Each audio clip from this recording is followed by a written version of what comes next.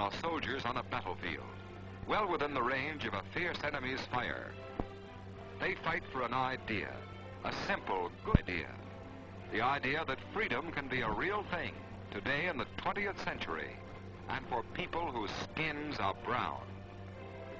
They are fighting the Japanese for the Northern Indies, for 3,000 islands. The area for which they fight is, to most of us, surprisingly large. But it is more impressive as a setting for an idea, which is also bigger than most people think. The East Indies are blessed by nature. Their land is rich and yields abundant crops many times each year. The most coveted luxuries of life grow here in commonplace profusion. The tea of Java was once served to a third of the world.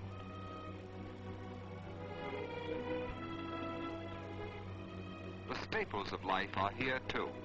Rice, to a majority of the peoples of this world, is another word for food. The sawas, or wet rice fields of these islands, can supply strength and nourishment to millions.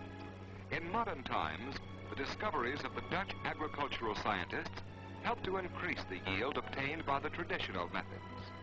For tradition is strong in these people. Traditions that the Portuguese and French and Dutch explorers called savage when they first came upon the islands in the 15th century. But the Dutch have learned better since those days.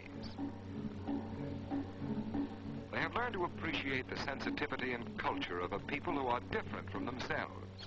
They have realized that these are highly civilized peoples.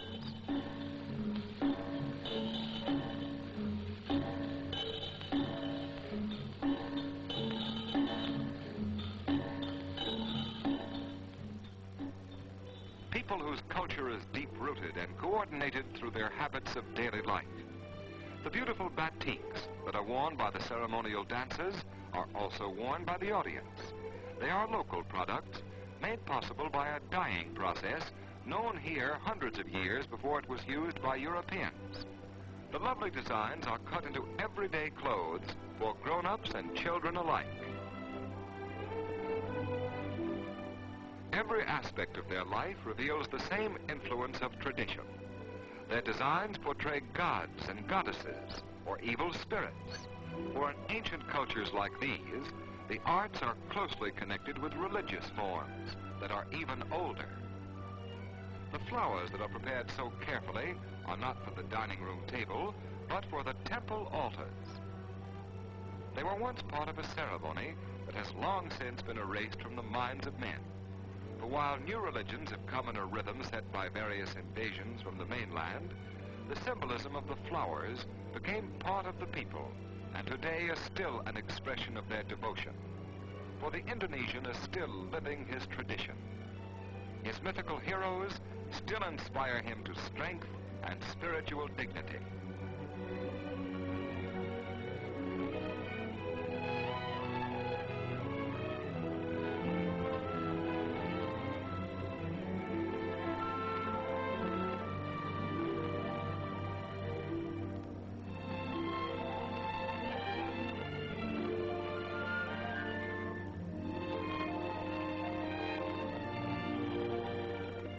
He still lives in the shadow of fabulous monuments, architectural masterpieces like the temples to Buddha in Java and Bali. The devils of the Bayang dances were real once, but today they depend on the gamelan orchestra to help cast their spell over an entranced audience.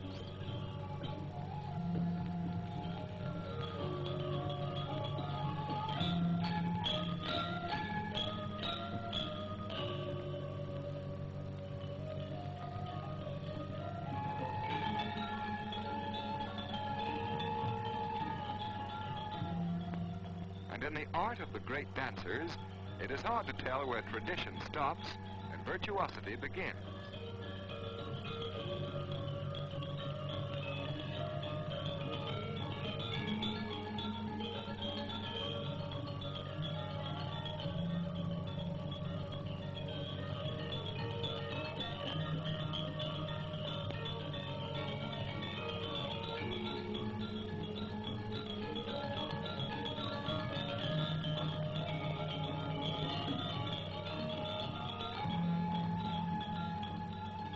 dancers have all been trained from their early childhood. Each posture has its meaning, each grimace its significance. The dancers are much like priests of a special cult, passing on their skills and disciplines from one generation to another, down through the years. Down through the years in art and in living has passed the legacy of pride in a graceful, dignified way of life.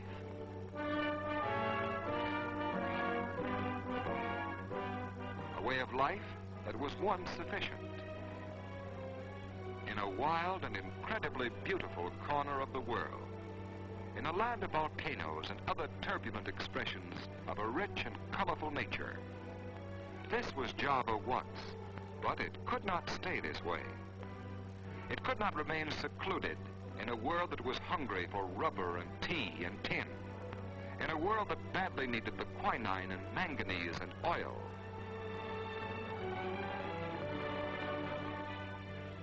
And so once again it changed with changing times.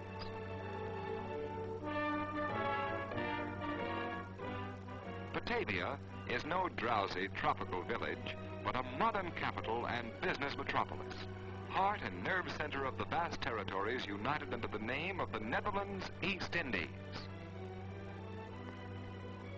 For it is the Netherlands that has guided the Indonesians to their place in the modern world. In many parts of Java, the jungle and rice fields have given way to the great industrial plants that a modern nation needs for survival in a world balanced on economic scales. And the peoples of tradition have been taught new skills that would amaze and confound their craftsman ancestors. Skills that are prized and well paid by a machine-age world. Skills that can turn the raw commodities of the earth into useful articles. Skills that can win the rewards of weekly wages and improved living conditions. Only with these skills can man be master of the machine and make it work for the common good. Dutch craftsmen and Dutch engineers have brought the Indonesians up to date. But the people have not forsaken the land to work in the factories, for such migration may lead to economic slavery. By Netherlands law, not even Dutch settlers may buy the land that has been assigned to the people for growing their food. And most of the small rice sawas have been in the possession of one family or one community for many generations.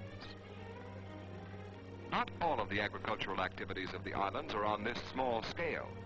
Companies of many nations have been encouraged to establish large commercial operations on leased lands, and it is the products of such plantations that furnish most of the island's exports.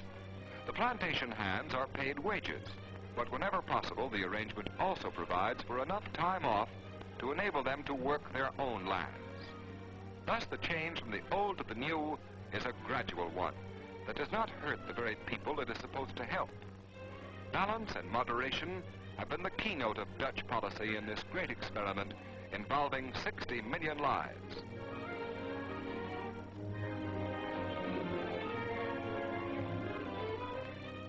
A visit to a typical Javanese community reveals that the old way of living has been preserved wherever it lends itself to modern conditions.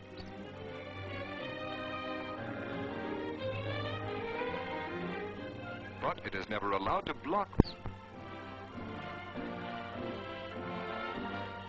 The young generation is proud of its traditional heritage, but it is determined to add to it in 20th century forms, in terms of technical and social improvement. Good schools, and even more, an ambitious, zealous youth are first steps toward true democracy.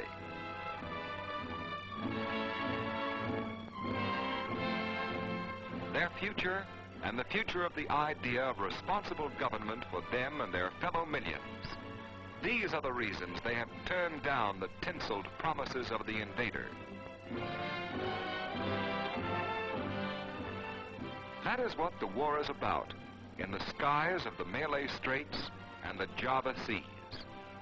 Hundreds of young Indonesians are flying with their Dutch, American, and British comrades in the planes seeking out the Jap invader. They are themselves products of an idea they are willing to die for. Their fight and the sacrifices of their allies on the oceans and in the jungles below will keep that idea alive.